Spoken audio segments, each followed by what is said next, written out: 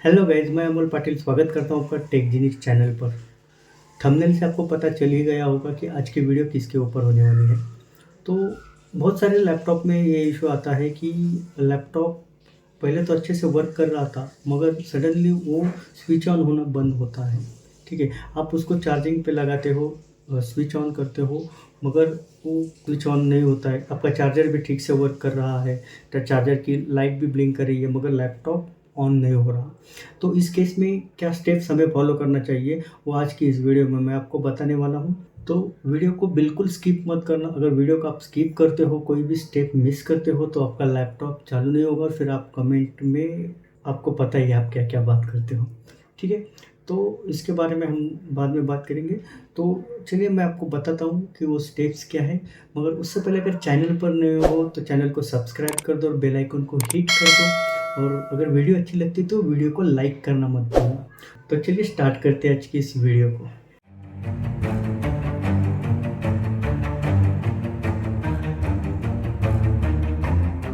तो देखो यहाँ पे मेरे पास लैपटॉप है। ये कल अच्छे से वर्क कर रहा था, मगर आज सुबह मैं इसको जब स्टार्ट कर रहा हूँ, ये स्टार्ट नहीं हो रहा है।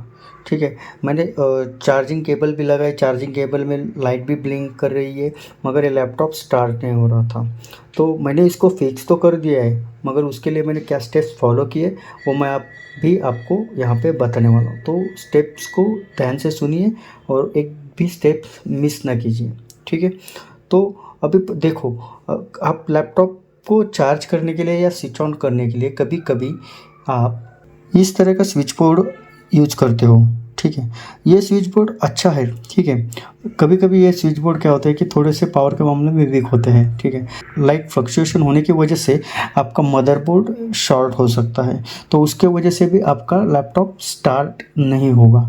ठीक है, तो आपको क्या करना है, ऐसे वाला स्विच बोर्ड यूज करना है। तो चलिए देखते हैं, हमने ये स्विच बोर्ड यूज किया है, इसमें हमने लैपटॉप का चार्जर लगाया है और फिर भी लैपटॉप स्टार्ट नहीं हो रहा। तो उस केस में हमें क्या करना है, लैपटॉप की जो चार्जिंग पिन है इसको हमें निकालना है यहाँ से। ठीक है, लैपटॉप की चार्जिंग पिन निकालने के बाद आपको लैपटॉप को फ्लिप करना है यहाँ पे। ठीक है, अभी इस केस में क्या होता है कि किसी किसी लैपटॉप की बैटरीज इंटरनल होती है, उसको आपको रिमूव करने के लिए स्क्रूज निकालने पड़ेंगे और फिर उस बैटरी को डिस्कनेक्ट करना पड़ेगा। और किस किस लैपटॉप के मॉडल में आप बैटरी एक्सटर्नल होती है, आप उसको स्क्रू खोले बिना भी निकाल सकते हो, जैसे कि ये मॉडल है। ठीक है, तो यहाँ पे एक स्विच है, इसको मैं यहाँ पे प्रेस करता हूँ और देखो यहाँ पे ये बैटरी। तो इस बैटरी को यहाँ पे ऐसे रिमूव कर लेना है आपको। ठीक है, बैटरी को रिमूव करने के बाद फिर से आपको लैपटॉप को फ्लिप करना है। फ्लिप करने के बाद इसको ओपन करो, इसको ओपन कर लो लैपटॉप को ओपन करने के बाद आपको चार्जिंग की पिन कनेक्ट नहीं करनी है। चार्जिंग की पिन कनेक्ट करे बिना ही आपको जो लैपटॉप को स्टार्ट करते स्विच ऑन करते हो, वो बटन को 30 सेकंड तक प्रेस करके रखना है। तो अभी मेरे इस लैपटॉप के मॉडल में मेरा जो स्विच ऑन करने का बटन है वो यहाँ पर है। तो मैं क्या करूँगा, इसको यहाँ पे प्रेस करके रखूँगा 30 सेकंड तक। तो इसको हमने 30 सेकंड तक प्रेस करके रखा था। तो अभी हम क्या करेंगे, इसको चार्जिंग केबल इसको कनेक्ट करेंगे। बैटरी आपको कनेक्ट नहीं करनी है, डायरेक्ट चार्जिंग केबल यहाँ पे इसको कनेक्ट कर लेनी है।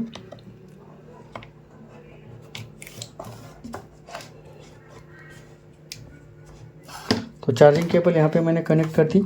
अब बैटरी कनेक्ट करे बिना ही आपको उसका स्विच ऑन कर लेना है। ठीक है, तो स्विच ऑन करके आप देख सकते हो स्विच ऑन होता है कि नहीं।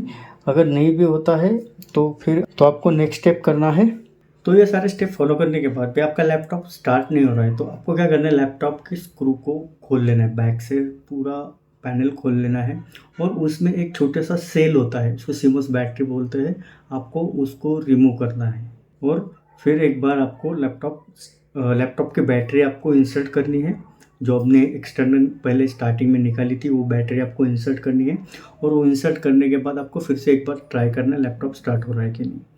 ठीक है, अगर ऐसे भी नहीं स्टार्ट हो रहा है तो नेक्स्ट स्टेप आपको फॉलो करनी है। आपकी जो रैम है, मोस्ट ऑफ द केस में ये सॉल्यूशन करने के बाद आपका लैपटॉप स्टार्ट हो ही जाता है। आपको क्या करनी है, रैम रिमूव करनी है आपके लैपटॉप की, और उसको जो अपना अपना जो रबर होता है उस रबर से आपको उसको घिसना है। ठीक है, उसके जो कॉपर प्लेट्स होते हैं उस पर घिसना है आपको, और उसको घिसने के बाद साफ़ करके आपको फिर से, अगर आपके पास और एक्स्ट्रा स्लॉट है तो आप उस स्लॉट में उस रैम को लगा सकते हो और चेक कर सकते हो कि आपका प्रॉब्लम सॉल्व हुआ है कि नहीं। अगर इससे भी आपका प्रॉब्लम सॉल्व नहीं हुआ है तो लास्ट ऑप्शन आपके पास बचता है कि आपको मदरबोर्ड को आपको निकालना पड़ेगा। उसको निकालने के लिए आपने पहले तो स्क्रू से अपना पैनल खोल के रखा हुआ है, तो मदरबोर्ड के साइड में जो भी स्क्रू है आपको उसको लूज कर लेने हैं, और जितने भी केबल्स अटैच है रिमूवेबल तो उसको आपको डिस्कनेक्ट करना है। ठीक है, डिस्कनेक्ट करने के बाद जो स्क्रू आपने निकाले मदरबोर्ड के उसको निकाल के रखिए और मदरबोर्ड बाहर पुल करें। ठीक है, उसको निकालने के बाद अपना टूथब्रश ले, टूथब्रश से आप मदरबोर्ड के पॉइंट जो है उसको पूरा क्लीन कर लीजिए। उसको क्लीन करने के बाद कुछ मिनट तक उसको ऐसे आइडल छोड़ दीजिए, और फिर आप उस मदरबोर्ड को अपने लैपटॉप में फिर से कनेक्ट कर दीजिए। सारे केबल जैसे थे वैसे अपनी अपनी जगह पे कनेक्ट करके फिर से बैटरी, सीमोस बैटरी वगैरह लगा के आप फिर से उसको ट्राई करके देखो, आपका लैपटॉप 100% स्टार्ट होगा। अगर इसके रिगार्डिंग और भी आपको कोई समस्या है तो आप मुझे कमेंट करके पूछ सकते हो। आज के वीडियो में था इतना ही। वीडियो कैसी लगी कमेंट करके ज़रूर बताना। अगर वीडियो अच्छी लगी तो वीडियो को लाइक कर दो, चैनल पर नए हो तो चैनल को सब्सक्राइब करके बेल आइकन को हिट कर दो। मिलते हैं इसी किसी नेक्स्ट वीडियो में, तब तक के लिए जय हिंद।